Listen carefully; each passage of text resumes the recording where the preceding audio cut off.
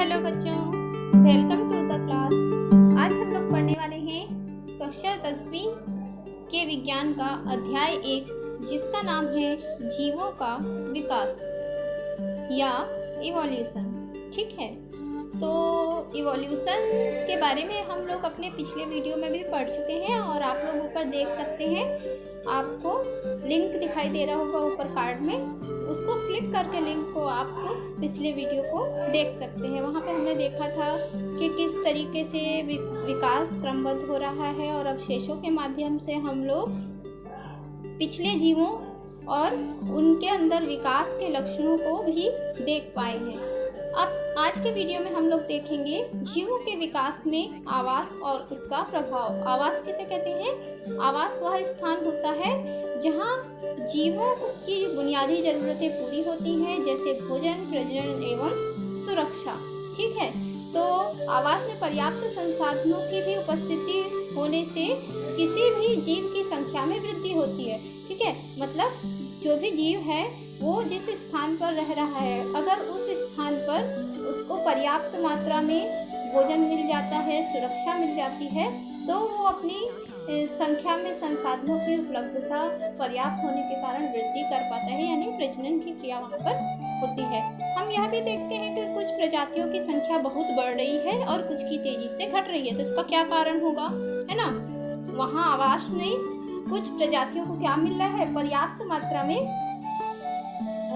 भोजन और सुरक्षा प्राप्त हो रही है, इसलिए उनकी संख्या में क्या होते जा रही है? वृद्धि होते जा रही है। जबकि कुछ प्रजातियों को अपने आवास में भोजन की और सुरक्षा की कमी हो रही है, जिसके कारण उनकी संख्या में कमी आ रही है। ठीक है, उदाहरण के लिए देख सकते हैं कि बाघों की संख्या में बहुत कमी हो रही है। क्यों हो रही है? क्योंकि बाघों की जो सुरक्षा है वो नहीं हो पा रही है।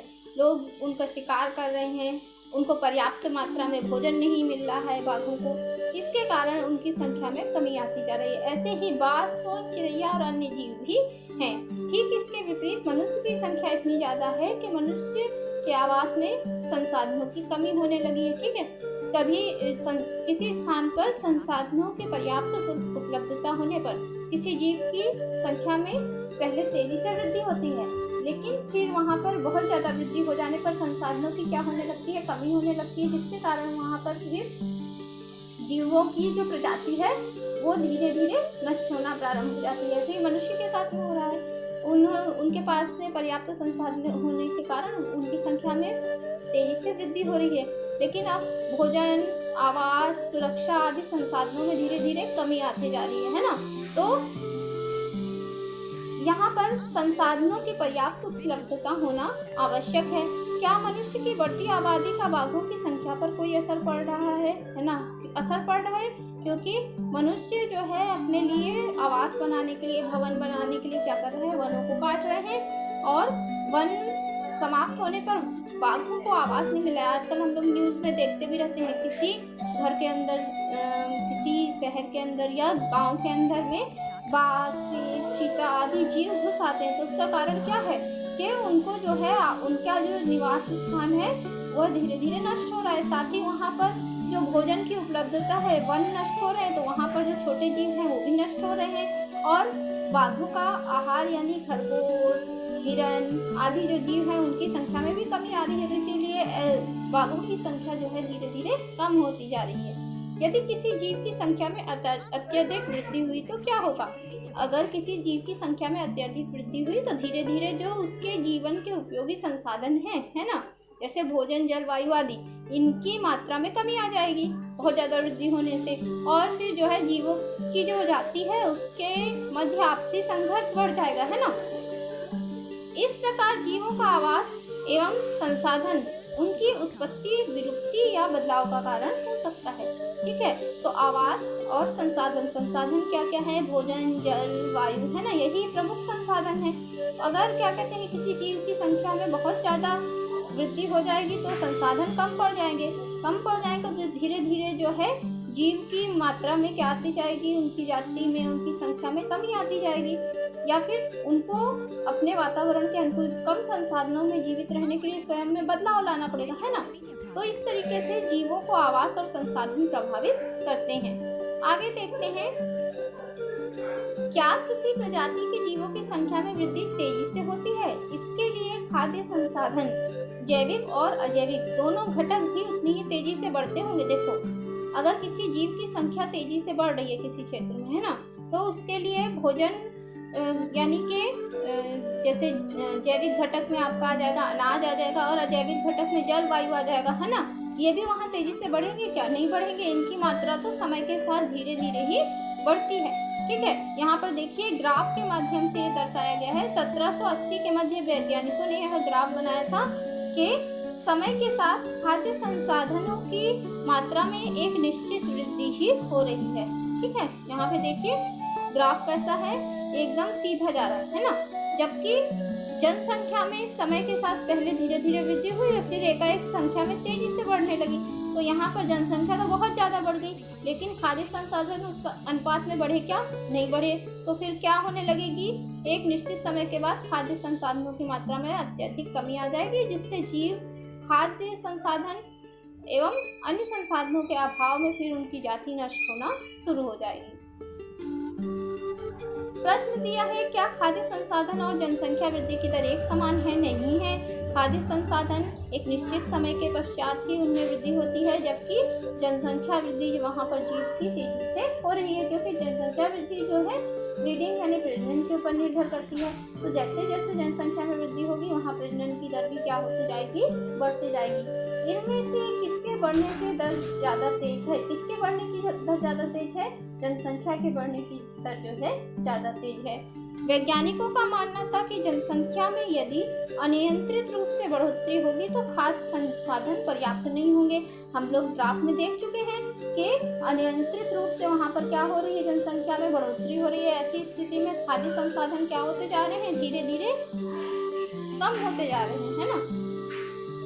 ऐसी स्थिति में प्राकृतिक आपदा, परस्पर द्वंद्व व लड़ाई से कुछ जीव मर जाएंगे जबकि कुछ बच जाएंगे। इस तरह के जीवों की संख्या में वृद्धि नियंत्रित रहती है। ठीक है, तो जब क्या कहते हैं खाद्य संसाधनों में कमी होगी तो जीवों में क्या होगा? परस्पर द्वंद्व होने लगेगा। किसके लिए? जो जैव संसाधन है उनके लिए, है ना। जबकि साथ ही प्राकृतिक आपदाएं भी आना, भाई भूमि अत्यधिक क्या कहते हैं भूमि पर अगर कृषि उत्पादन किया जाएगा तो वहाँ सूखा पड़ने लगेगा या भूमि बंजर होने लगेगी, है ना। बाढ़ जैसी समस्याएं आना प्रारंभ हो जाएंगी ऊष्मा बढ़ने के कारण। तो प्राकृतिक आपदाएं भी बढ़ेंगी, परस्पर द्वंद्व भी बढ़ेगा। इसमें जो है कुछ जीव मारे जाएंगे, जो जीव बच जाएंगे उनके कारण नई प्रजातियों का भी विकास होगा और साथ ही जीवों की संख्या में भी वृद्धि होगी, जिससे जो है जैव जाति नियंत्रित होगी। कुछ जीव जो बच जाते हैं उनमें कुछ विशेषताएं होती हैं। क्या विशेषता होगी? वे अन्य जीवों से ज्यादा शक्तिशाली होंगे, जिसके कारण वे अपने लिए पर्याप्त खाद्य संसाधन जुटा पाएंगे, है ना। क्योंकि हमने पूर्व में पढ़ा ना कि जीवों के मध्य में द्वंद्व प्रारंभ हो जाएगा, तो द्वंद्व में जो अपने आप को बचा सकेगा, है ना, वही जो है जीव बच पाएगा। क्या जीवों पर प्रकृति का कोई प्रभाव पड़ता है? जैसे कि अभी मैंने बताया है ना कि ऊष्मा बढ़ जाएगी, जिसके कारण जल आदि संसाधनों की कमी होने लगेगी। तो ऐसे जीव जो ज्यादा ऊष्मा में स्वयं को जीवित रख पाएंगे वो अपने अंदर ऐसा बदलाव करेंगे, गर्म अपने आप को ज्यादा उष्मीय वातावरण के अनुकूलित बना पाएंगे। इससे पहले हम कक्षा 7वीं में अनुकूलन के बारे में पढ़ चुके हैं। जो वातावरण के अनुकूल जीव स्वयं को बनाता है ना, उस क्रिया को हम अनुकूलन कहते हैं। तो यहाँ पे अनुकूलित कर पाएंगे किसके प्रति? अपने आप को, वातावरण के प्रति। क्या डायनासोर की विलुप्ति के पीछे भी ऐसा ही कोई कारण रहा होगा? हाँ, ऐसा ही रहा होगा। डायनासोर की संख्या में अत्यधिक वृद्धि हो गई होगी, खाद्य संसाधनों में कमी आ गई होगी। जब खाद्य संसाधनों में कमी आई होगी तो उनमें परस्पर द्वंद्व प्रारंभ हुआ होगा। और साथ ही जो है जो प्राकृतिक आपदाएं हैं, जैसे कहा जाता है कि एकाएक कोई एस्टेरॉयड धरती पे गिर गया जिसके कारण हिम युग आ गया, तो वहाँ पर अत्यधिक शीत युग में स्वयं को जीवित रखने के लिए जो है उन्होंने अपने आप को अनुकूलित बनाने का प्रयास किया। लेकिन जो अनुकूलित नहीं बना पाए वो क्या हो गए? विलुप्त हो गए। मतलब लगभग सभी डायनासोर की प्रजातियां विलुप्त हो गई। लेकिन कुछ सरीसृप ऐसे भी थे जैसे छिपकली है, मगरमच्छ है, जिन्हें हम आज देखते हैं ना, उन्होंने स्वयं को उस समय के वातावरण के अनुकूलित बना लिया और अपने आप को जीवित रख पाए, है ना। तो डायनासोर के काल की कुछ जो सरीसृप प्रजातियां हैं वो हमको देखने के लिए क्यों मिलती हैं? क्योंकि उन्होंने उस समय के वातावरण के अनुकूलित अपने आप को बनाया होगा। और डायनासोर क्यों विलुप्त हो गए? वो इसलिए विलुप्त हो गए क्योंकि वो अपने आप को वातावरण के अनुकूलित नहीं बना पाए, है ना।